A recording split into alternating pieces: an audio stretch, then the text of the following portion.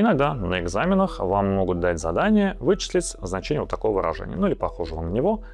Для того, чтобы посчитать значение таких выражений, нужно помнить, что дробная степень всегда будет эквивалентом корня, а чтобы корень извлекался, нужно будет подобрать некое число, которое, вероятнее всего, в третьей степени будет давать вот столько.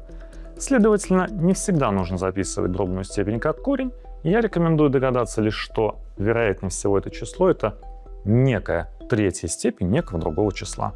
И если немножко пошарить в уме, в арифметике вы догадаетесь легко или подберете, или посчитаете, что это 0,7 в кубе. Возведя 0,7 в третью степень, будет как раз 0,343.